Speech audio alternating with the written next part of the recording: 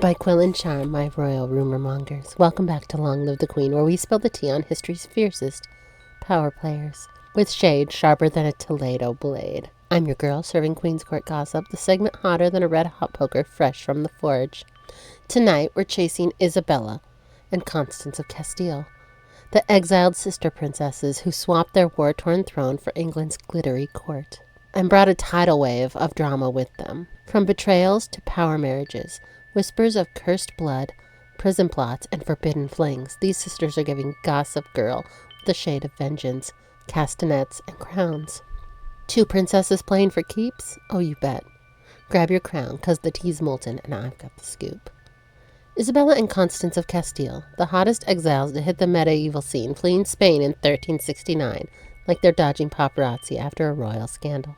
The daughters of King Pedro the Cruel. These teens are caught in a Game of Thrones level mess when their dad's deposed by his half-brother Enrique.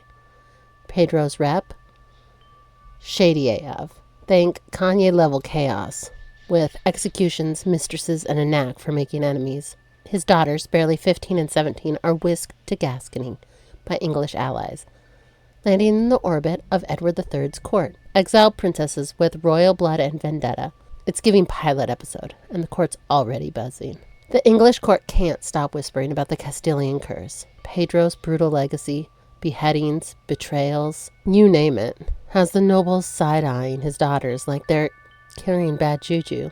One wild rumor claims their arrival sparked a freak storm that sank an English ship, blaming it on their tainted blood. Another swears a Castilian dagger gifted by Pedro to Constance was cursed by a sorceress to bring ruin to its owners. And the spiciest?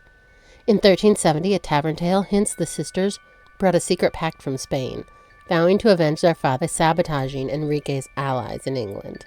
Cursed exiles are just victims of Dad's bad PR. Let's talk about Isabella, the younger sister, who's serving looks and ambition like she's born for the spotlight. In 1372, she's married off to Edmund of Langley, Edward III's son, sealing an Anglo-Castilian alliance. The deal?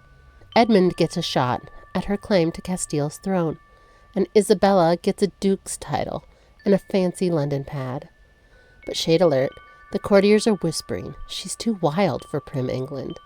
Chroniclers hint that she's throwing lavish parties, dancing till dawn, and flirting with knights, earning a frivolous label.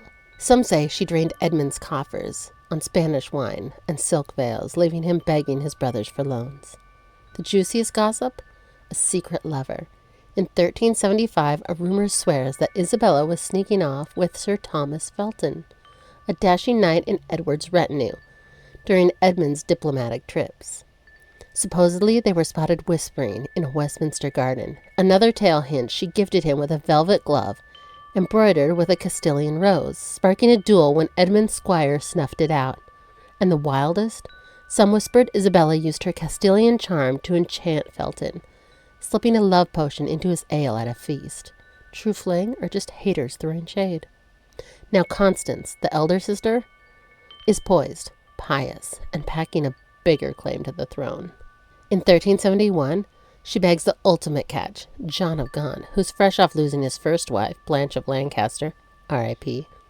John's obsessed with Constance's royal blood, styling himself King of Castile, and launching invasions to claim her crown.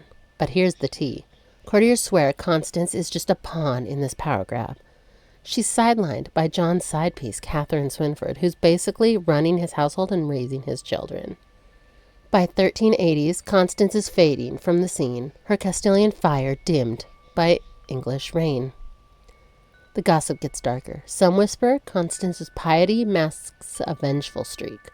A 1378 rumor claims she consulted a Gascon witch to curse Enrique, her father's killer, using a lock of Pedro's hair in a midnight ritual. Another swears she slipped a cosmic relic into John's armor to ensure his Castilian campaigns failed, punishing him for Catherine's presence. And the spiciest? A chronicler alleged Constance bribed a priest to spread fake prophecies claiming her daughter Catherine was destined to rule Castile, stirring drama with John's allies.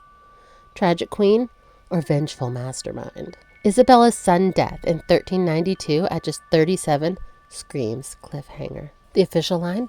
Illness, maybe fever. but courtiers raise eyebrows.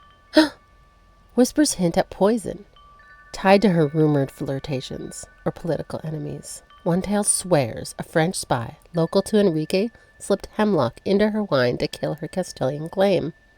Another claims Edmund's jealous mistress, enraged by Isabella's charm, laced her perfume with arsenic. And the darkest? Some whisper Constance had a hand in it, jealous of Isabella's spotlight and wanting her daughter Catherine to shine as sole Castilian heiress.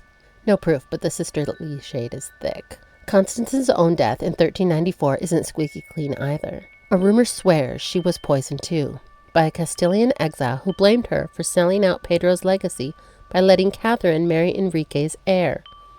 Another tale hints she died of a broken heart, cursed by her own witchcraft gone wild. And the wildest?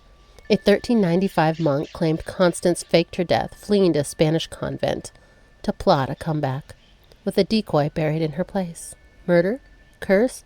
Or medieval fake-out? The court's buzzing like a group chat after a breakup. The Castilian curse gossip doesn't die. Some swore the sisters' blood brought doom to England. John's failed invasions, Edmund's empty coffers, and even the Black Death's resurgence were blamed on their tainted lineage. A 1380 rumor claimed a Castilian mirror gifted to Isabella showed visions of Pedro's victims, haunting her dreams. Another swears Constance's prayers for revenge sparked a fire that burned John's Savoy Palace in 1381. Cursed or just scapegoats? And the ghostly tea? By the 1400s, whispers swore that Isabella's spirit haunted Baynard's castle, appearing in a crimson gown, clutching a poisoned chalice. A 1410 tale claimed Constance's ghost wandered Westminster, whispering curses against Catherine Swynford's descendants. Lost to history or just hot goss? Their glow-up, though, is undeniable. Constance's daughter Catherine marries Enrique's heir, uniting the Castilian lines. Isabella's kids climb to England's noble ranks, and both sisters are mourned as royal icons, their scandals polished into legend. So what's the vibe of the Castilian sisters saga? They were exiled princesses, power brides, maybe witches, and queens of chaos. Their enemies called them cursed, their allies called them cunning. One thing's certain, Isabella and Constance turned exile into empire, and their blasts would have had every court from London to Toledo buzzing. Were they victims of Pedro's bad rep or queens pulling strings? Did Isabella's wild side spark her downfall, or was it sabotage? Was Constance a pawn or a vengeful player? And that poison tea? Sisterly shade or enemy plot? You can share your juiciest royal gossip with me at longlivethequeenpodcast@gmail.com. Slide into my DMs on Facebook or Instagram at longlivethequeenpodcast, or join the Royal Court on Patreon for extended episodes and bonus content. I'll see you in a few weeks, unless you're on Patreon. Then I'll see you next week. Until next time, stay sharp, stay scandalous, and stay crowned.